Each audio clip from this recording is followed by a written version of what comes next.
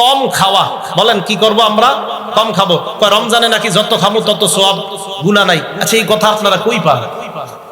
হ্যাঁ, কম খাবেন, রমজানে কম খাবেন। সাহারি খাবেন, ইফতারি খাবেন। সাহারি ইফতারিতে খেজুর রাখবেন, তাহলে অন্য খানা কম খাইলেও চলবে। সাহারিতে আমি কাউরে দেই না খেজুর খাইতে। হাদিস আসছে আল্লাহ নিয়ামাস সাহুরু বারাকাতান আত-তামার, যে সাহারির মধ্যে খেজুর খাওয়া কতই না উত্তম খাদ্য। সাহারিতে খেজুর খাওয়া কতই না উত্তম খাদ্য। বলেন তো সাহারি, সেহরি বলেন না, কিন্তু পোস্টারের মধ্যে লেখা সেহরি ও ইফতারের সময়সূচি, মানে জাদু ও ইফতার খাওয়ার সময়সূচি। জাদু ও ইফতার খাওয়ার সময়সূচি। সেহরুন মানে জাদু, জাদু ও ইফতারি খাওয়ার সময়সূচি নাকি? আরে বুঝে না কি তো এটা লেখা কেন? সেহরুন মানে তো জাদু, সাহরুন মানে পবিত্র খাদ্য, যেটা আমরা সাহরুন ভোরে খাই। তাহলে সাহরুন না সেহরুন? সেহরুন মানে জাদু, সাহরুন পবিত্র খাদ্য। ভোর রাত্রে উঠে আপনাদের মুয়াজ্জিন সাহেব, ইমাম সাহেব, অনেকের যারা বলে তাদেরকে বলবেন, উঠুন, সেহরি খাওয়ার সময় হয়েছে, জাদু খাওয়ার সময় হয়েছে।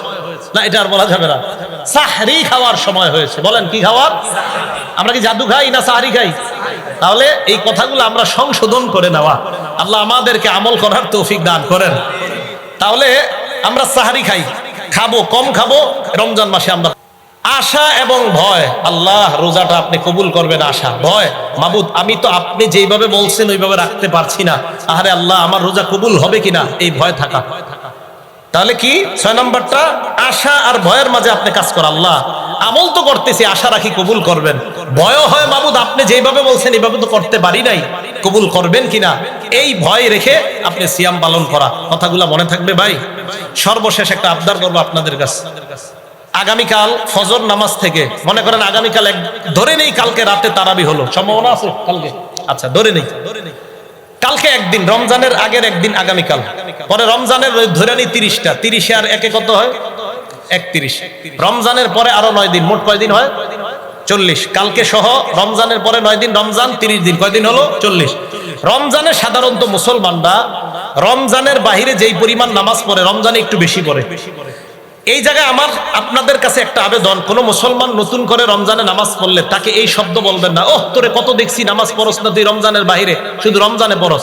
আল্লাহর রাস্তায় এই শব্দ কোনো মুসলমানকে বলবেন না। কোন মুসলমান রমজানে নামাজ পড়া শুরু করলে বলবেন, মাশাআল্লাহ আপনি নামাজ পড়া ধরছেন, আশা করি রমজানের পরে আপনি আমল চালু রাখবেন, এইভাবে বলবেন। কারণ অনেককে আপনি বলার পরে বলবেন, ধুর আইছিলাম আর আসবো না, এটা বললেন না। আল্লাহর রাস্তায় কাউরে নিরুৎসাহিত করেন না, এক কথা। 2, রমজানে মুসলমানরা সাধারণত 5 ওয়াক্ত নামাজ জামাতের সাথে আদায় করার চেষ্টা করে, ইনশাআল্লাহ আমরা করব। তাহলে রমজানের 30 দিন অনেক মুসলমান 30 দিন একদম তাকবীরুল্লাহর সাথে নামাজ পড়ে। কয়দিন হলো? 30। আর আগামীকাল ফজর থেকে একদিন ধরেন, কয়দিন হলো? 31। পরে 9 দিন, 40 দিন। এই 40 দিন তাকবীরুল্লাহর সাথে নামাজ আদায় করার জন্য একদল তৈরি হয়ে যাবে।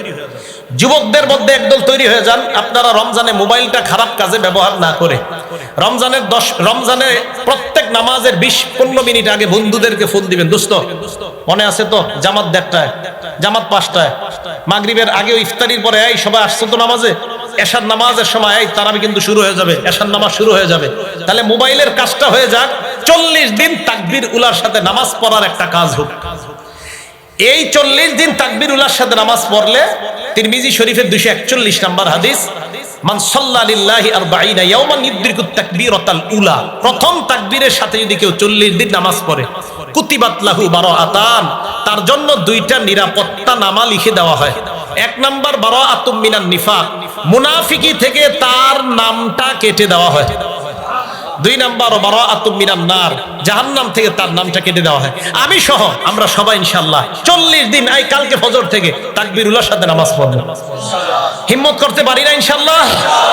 ইমাম সাহেবরা তো পড়বেই, আপনারা ওনারা তো পড়বেই। এজন্য ইমাম সাহেবদের যে কি মাকাম আমি মাঝে মাঝে চিন্তা করি, ইমাম সাহেবদের কি মর্যাদা। ইমাম সাহেব যারা, মাঝে মাঝে তাদের ফজিলত নিয়ে আমি টেনশন করি যে কি মর্যাদা, ওনারা তো তাকবীরুল্লাহ আছেই, চলতেছে। এজন্য ইমাম সাহেবদের মাঝে শুধু একটু ইখলাস যদি কাজ করে, এদের জান্নাতে যাওয়া আটকানো একদম মুশকিল, ইমাম সাহেব যারা। কারণ প্রত্যেক নামাজে আল্লাহু আকবার উনি আগে বললে আমরা বলি। হ্যাঁ, অনেক ইমাম সাহেবরা মনে করে কি জানেন, যে আমার মনে হয় এই মাকামটা হুজুর, অনেকে কি মনে না, মানে এটা নবীজির মাকাম, ইমাম যেই মাকামে দাঁড়ায় এটা নবীজির মাকাম।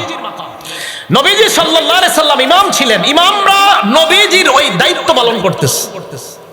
আমাদের নবীজি ইমাম ছিলেন, এই জন্য ইমাম হওয়াটা এটা ভাগ্যের বিষয়, সত্যি ভাগ্যের বিষয়।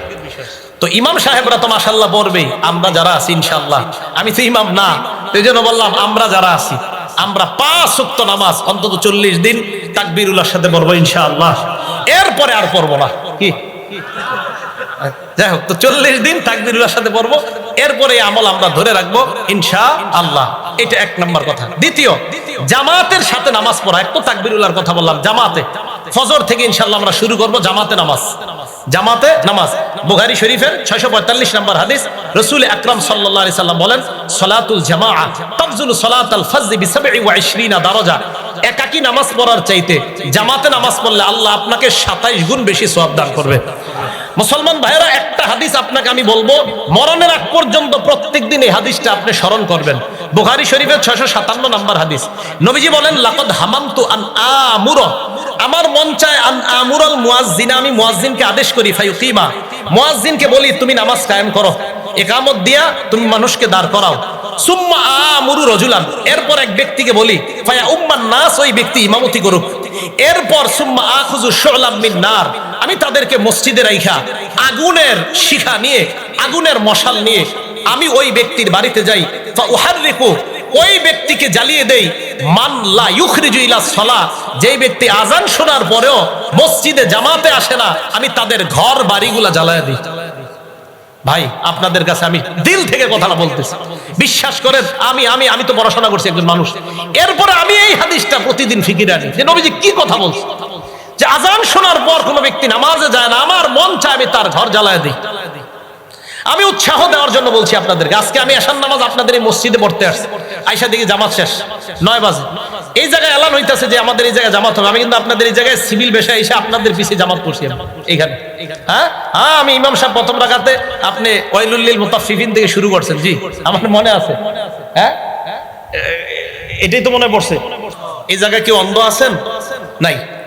অন্ধ সাহাবা নবীজির কাছে আসছে, আসার পর বলে, ইয়া রাসূলুল্লাহ, আমার বাড়ি একটু দূরে, তো আমি বাড়িতে কি নামাজ পড়লে হবে কিনা হুজুর, আমি তো নামাজে আসতে পারি না। নবীজি বললেন, কেন?